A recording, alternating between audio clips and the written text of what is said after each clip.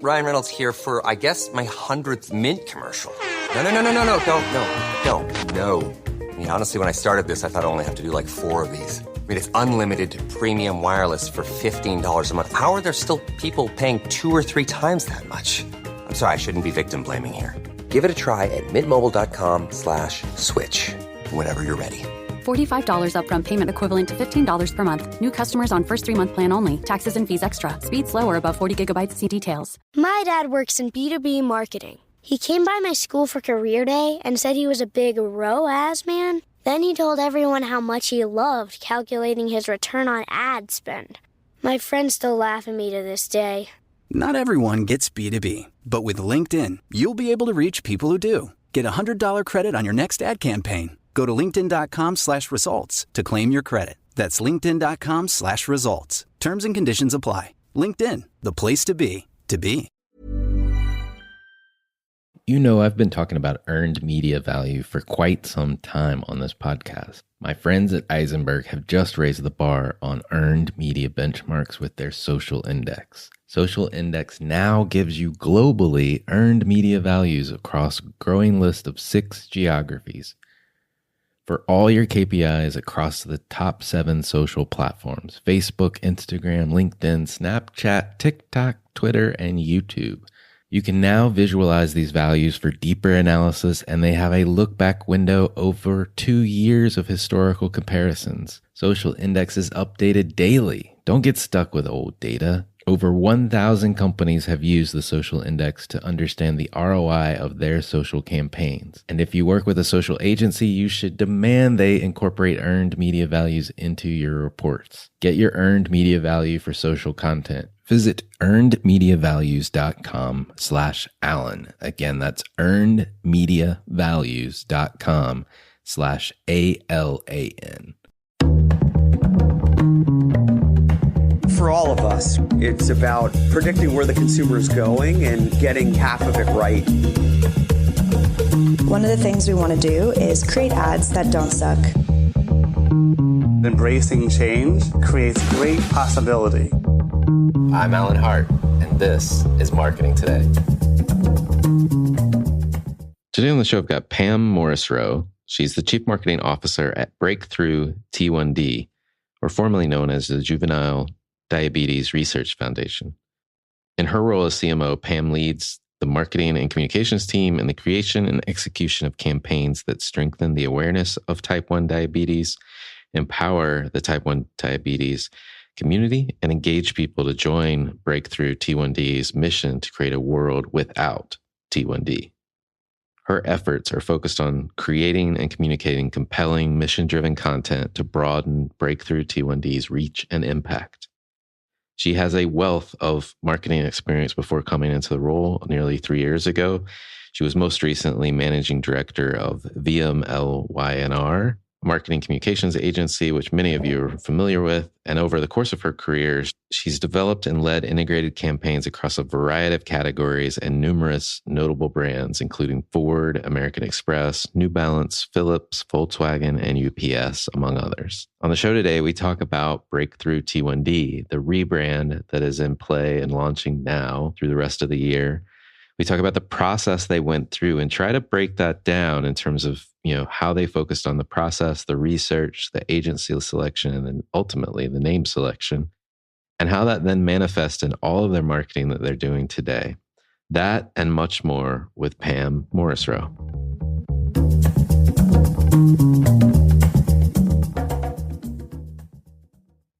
Pam, welcome to the show. Thank you. It's nice to be here and great to chat with you, Alan.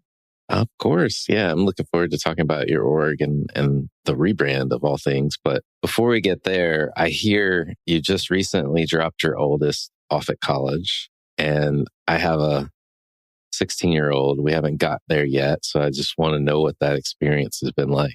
Yeah, it's amazing. They always say that the days are long, but the years are fast. Is that the saying? I think it is. It's amazing.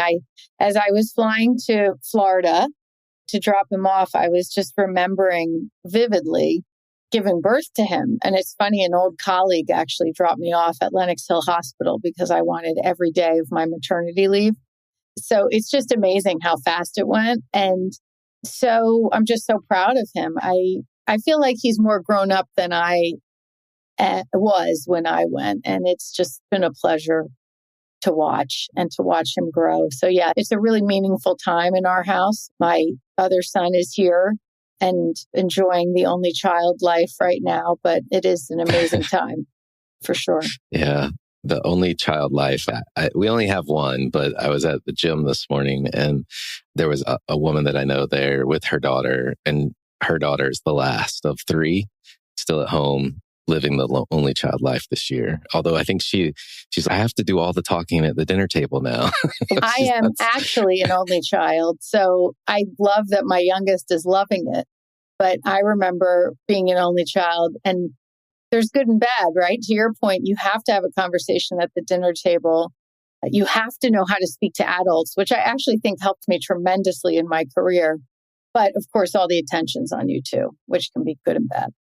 Exactly. I've got a couple of years, but I may call you for some advice. It's going to be an emotional time, I imagine. It is. When we get to that point. But exciting too. So awesome. You are now the Chief Marketing Officer at Breakthrough T1D. Yes. And we'll get into the organization, but I wanted to just understand how'd you get your start in your career and how'd you end up as Chief Marketing Officer there?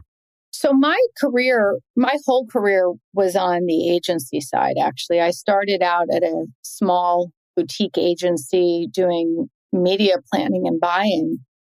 And after a couple of years of doing that, which was great experience, I realized I wanted to be exposed to every aspect of marketing. So I started to do some research and I went into account management on the agency side and never looked back from there. From account management, I led large clients, I led offices, departments within our organization, but it was wonderful experience because you learn every side of marketing, but you learn every bit about the agency as well and what it means to run an organization and grow an organization. And you learn the financial piece as well.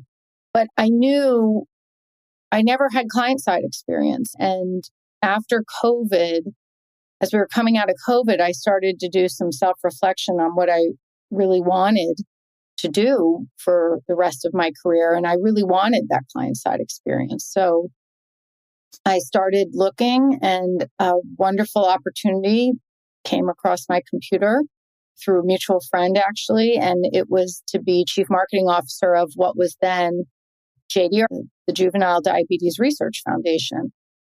And I was a little nervous because I had not been a chief marketing officer. And like I said, I hadn't been client side. But when I read the job description, I said, oh, I can do this. I think I can do this because it was to grow and shape the marketing and communications department, which I'd certainly done by running offices. But then it was also to develop a robust marketing strategy and having agency experience, which I think is invaluable. I recommend to every young person I talk to that they should get agency experience because I think it was the most incredible lesson in marketing do's and don'ts, having the opportunity to work across categories. And I think the combination of running an office and that marketing expertise made me the right fit for the job. And I couldn't be more thrilled because I am just so happy here. No, that's awesome. And a great cause and a great organization to begin with. So let's talk about the org. And can you give me maybe like an updated view of how to think about Breakthrough T1D? So one thing I'll say is we were JDRF and now we're Breakthrough T1D. And I will say our mission has never changed. Even though our brand name has changed, our mission has not changed. And we are an organization that is accelerating life-changing breakthroughs to prevent, cure, and treat type 1 diabetes and its complications. That has not changed with the rebrand. I think what became clear through our old name, and I'm sure we'll go into this a little bit more, is it wasn't serving us because the J referenced juveniles, juvenile diabetes, and juvenile diabetes is a medical misnomer. It is type 1 diabetes and affects people of all ages. We weren't really reaching our community in the way we needed to be reaching our community. through our brand name. And we did a ton of research and found that that was really hindering us from moving our mission forward because we were not reaching the entire T1D community. So we are the leading global research and advocacy organization for type 1 diabetes. We are just an amazing organization driving. We are going to be the organization that's responsible for cures for this disease. I know it based on our CEO. I know it based on our leadership team, our research team, our advocacy team, and we do incredible work. I gotcha. I think you've already teased this, but what did spark the rebrand? It sounds like it was the name was no longer serving its purpose. Is that right? Yes, I think that's exactly right. So I talked about the interview process and how I think when I was going through the interview process, it was very important to our board, to our leadership that I had a diverse marketing background because I think they knew that this was something they would potentially have to do. This is changing the name of our organization is something I think the organization has struggled with for years. And it was made very clear to me that this is something we should explore, but I wasn't going to do it based on opinion. It needed to be based on data and fact. I knew that had to be the case. So when I started almost immediately and built that marketing strategy I told you about, I started to say, okay, what would the process need to be if this was something we needed to do? And the first thing we needed to do was the research to make sure that was it true globally that this name wasn't serving us. So we went through a really rigorous RFP process. We landed on the incredible agency Siegel and Gale. And we, as part of that process, we built global research into it to see how did people feel about this brand and what did they know about this brand. I love that. And she's no longer there, but Margaret Malloy was a good friend of mine. Yes, of course. Siegel and Gale. And she was there at the time. And her son has type 1 diabetes. I don't know if you know that, but I think... No, that's right. And he just published a children's book about Yes, it. he did. Yes, he did. Yeah, she's amazing. He is amazing. And I think when we won that business, that had tremendous meaning for her too, obviously, because it was so personal. Yeah. No, that's awesome. That's a win. Mm-hmm. I got goosebumps just thinking about it. 'Cause I know how much it does mean to her as well. Tell me, so you started with, you got a good agency in the process. You started with research, but to your point, I think you made earlier, changing names is no small feat. So I'm curious, what were some of the maybe other critical milestones you laid out that you had to get through? Yeah, there was a lot. So we are an organization, we often say we're volunteer-led. And our volunteers and the people who have been involved in this organization are probably the most passionate people I've ever met in my life. Type 1 diabetes is personal for many of them. And whether it be they have it themselves, their children, their grandchildren.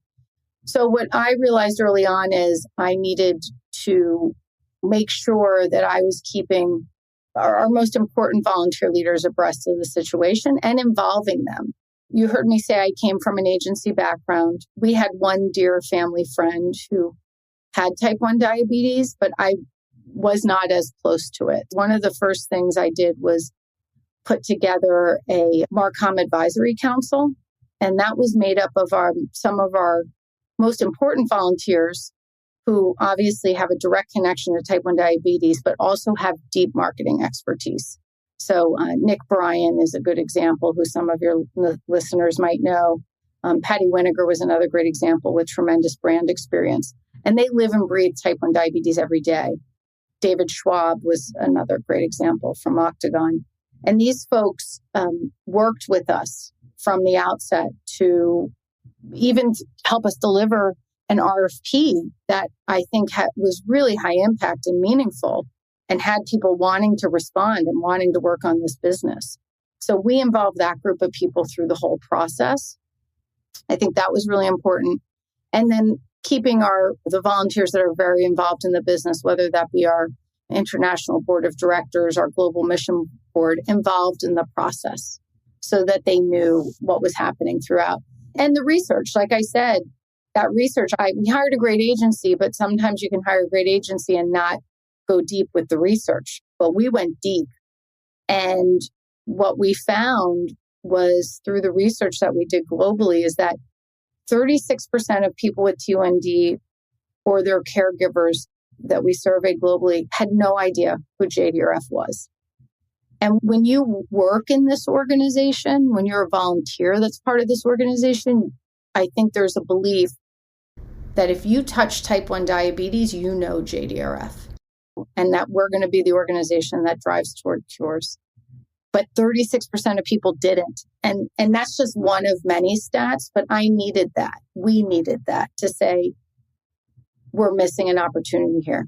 If we don't deepen engagement and support, we're not going to drive our mission forward faster. And 36% is a huge number. No, that is a big number. I'm curious, T1D is in the name, which helps a lot too. I guess pun intended, breakthrough. When did you know you had the right name? So I will say one thing that was really important as part of that RFP process is hiring an agency with a naming department. That was critical. And Siegel & Gale has that. And so we went from 1,000 names down to 8 that went into testing. And as you would imagine, and you probably know, the first 500, let's say, were knocked out from a preliminary trademark search. And then we got down to about 40 that we liked and 8 that went into testing. Now, I probably kept it close to the vest because I needed to see how the testing would play out. But I liked Breakthrough T1D from the start for a couple reasons. One, it's action-oriented. And to your point, pun intended, right? You understand what breakthrough means the minute you hear it. 2, it's in our mission statement.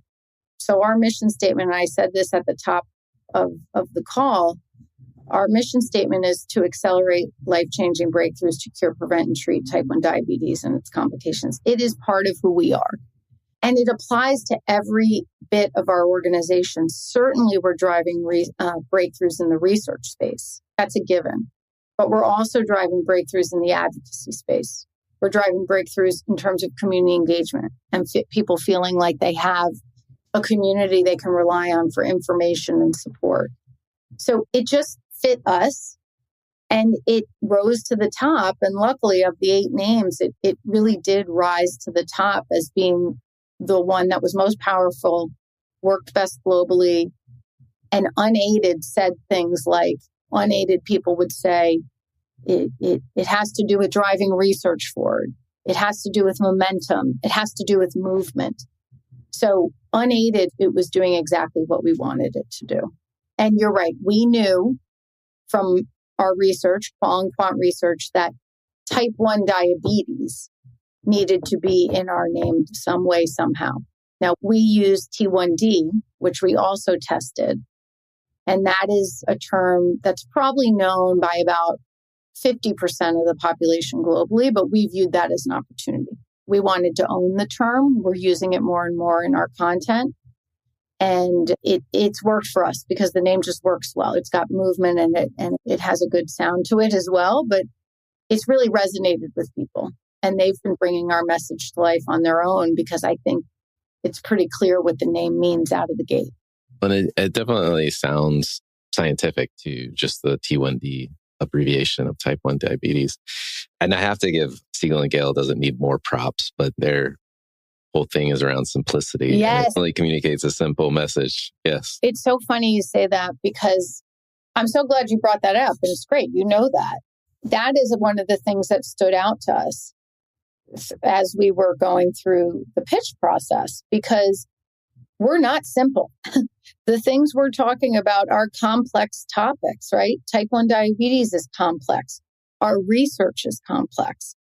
And we, quite frankly, had a habit of maybe sometimes explaining too much. And we need to always remember that we're speaking to humans and humans want to understand what they're reading immediately and have it be simple because we all get so many messages in a day. So that ethos or that belief and how they stand for simplicity, that really stood out to us as we were developing this. And they did. And I will say this wasn't just a name change. It was a full brand rebrand.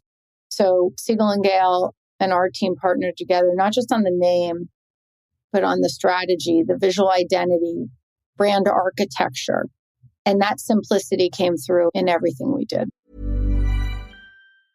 My dad works in B2B marketing. He came by my school for career day and said he was a big ROAS man. Then he told everyone how much he loved calculating his return on ad spend. My friends still laugh at me to this day. Not everyone gets B2B, but with LinkedIn, you'll be able to reach people who do. Get a $100 credit on your next ad campaign. Go to linkedin.com/results to claim your credit. That's linkedin.com/results. Terms and conditions apply. LinkedIn, the place to be, to be. Every day, our world gets a little more connected, but a little further apart. But then, there are moments that remind us to be more human. Thank you for calling Amica Insurance. Hey, I was just in an accident. Don't worry, we'll get you taken care of. At Amica, we understand that looking out for each other isn't new or groundbreaking. It's human. Amica, empathy is our best policy. You're starting to explain that now, but I was going to ask you, how does this manifest itself in the market, in the marketing and the communications that you're doing? It sounds like it's everywhere, but I'd love to elaborate a little bit more. It is everywhere. It was important to us. It's everywhere within reason, right? We are a nonprofit. I do not have an Amex paid media budget, and I will never have an Amex paid media budget. And that's okay, because what we also have are, like I said, tremendous volunteers and followers who can help amplify for us as well. But yeah, we really focused a lot on not only the launch plan, we're considering the launch period through the end of this calendar year, but it's really an omnichannel plan that highlights our mission and community. So we're certainly in, as you would imagine, a tremendous push in PR and earned media. Email marketing plays a large role. A healthier paid digital advertising budget and connected and linear TV than we'd had before, because we really wanted to reach those 36% of people who don't know about us yet. Focus on the web and SEO, organic social media, celebrity and influencers play a role here. And then we have some great owned programs as well. The community engagement team reports up to me too, and they distribute something called Bag of Hope. And Bag of Hope is typically distributed in the hospital to newly diagnosed families. We revamped that whole community engagement experience to really reflect Breakthrough T1D. And we showed up at a ton of trade shows and conferences right as we launched. So we actually launched when we had our government day. And government day is when our advocates go to Washington, D.C. and meet with their local reps to advocate for support in the type 1 diabetes space, whether it be for affordable insulin or the special diabetes program. So we were at government day, followed by ADA scientific sessions, followed by a conference called Friends for Life, where we had a huge presence at all three. Because just those three conferences and events alone, we reached a lot of our target audience.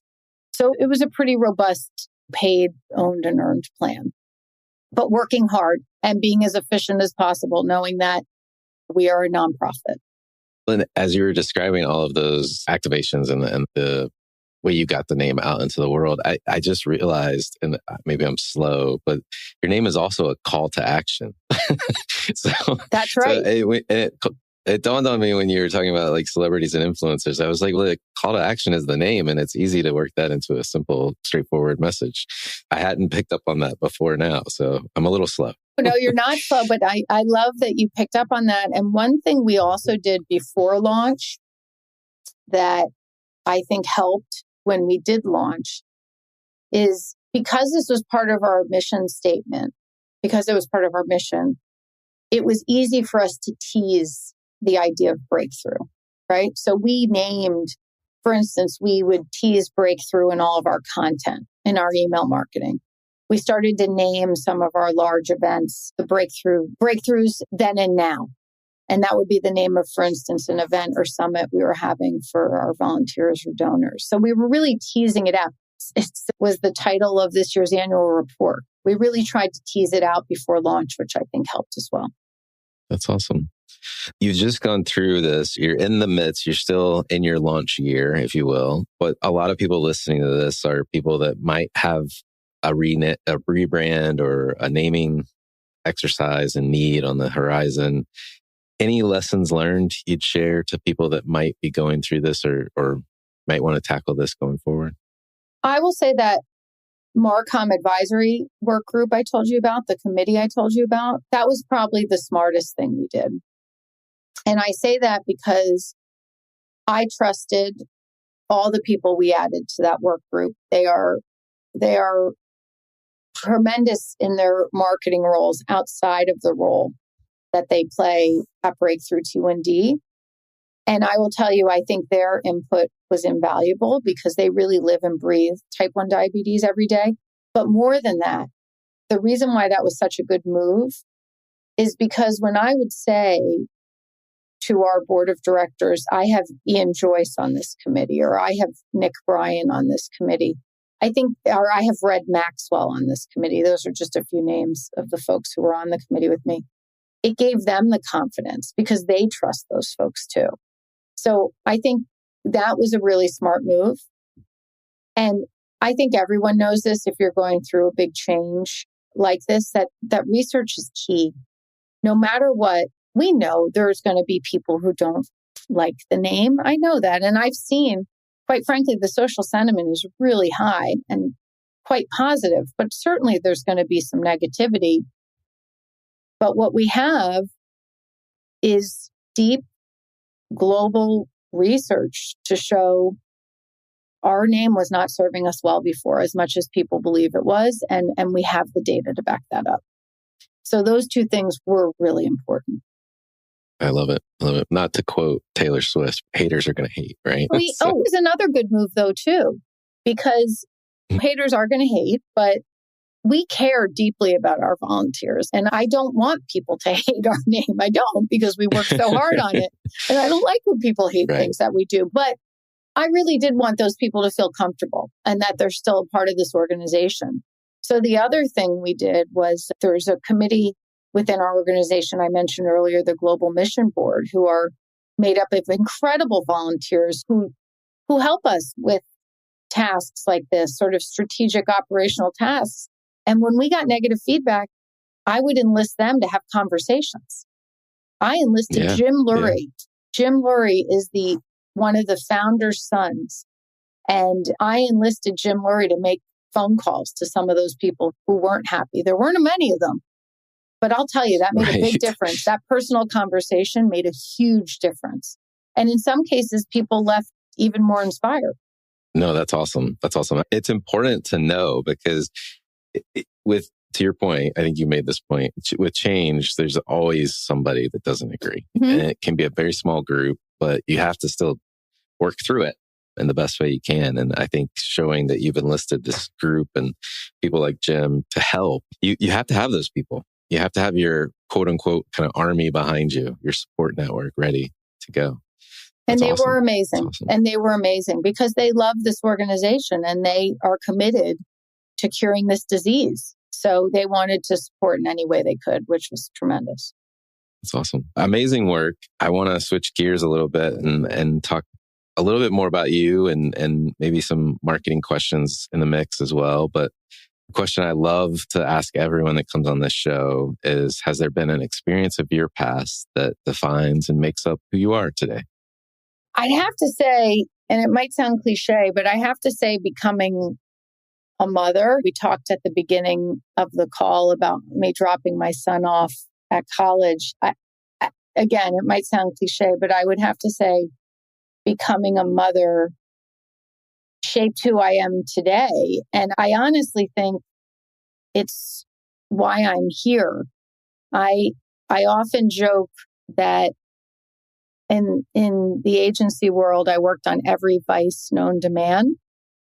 And there were times where I went, oof, I don't know, God, I don't know if this is what I want to be working on as I raise 2 teenage boys. When this opportunity came my way and to do something mission-oriented, I really jumped at the opportunity because I knew I could feel good about that and feel good about the work I was doing and hopefully have them be proud of me, which I think they are. But I would say that I think that shaped who I am today and even shapes my role here in the work I do. No, that's awesome. It definitely, becoming a parent, I can't speak for becoming a mother, that's not me, but becoming a parent, it definitely broadens your aperture around what's going on in the world and how you think about things. And so that's awesome. What advice would you give your younger self if you're starting this journey all over again? Do you know, I just got this advice when I started in this job, which will be now about 3 years ago. One of our volunteers said to me, "You're only new once."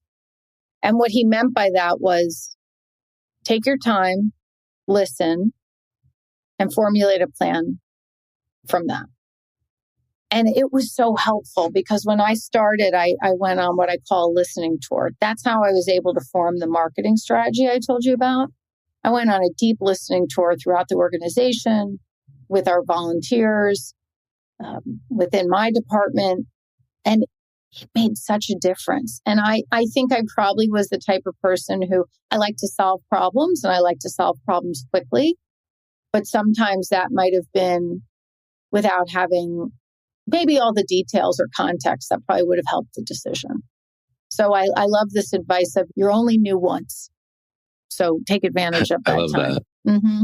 Yeah, I've worked with a lot of folks in career transitions and taking on new roles like you're talking about. And I haven't ever summarized it quite that succinctly because I'm going to steal that.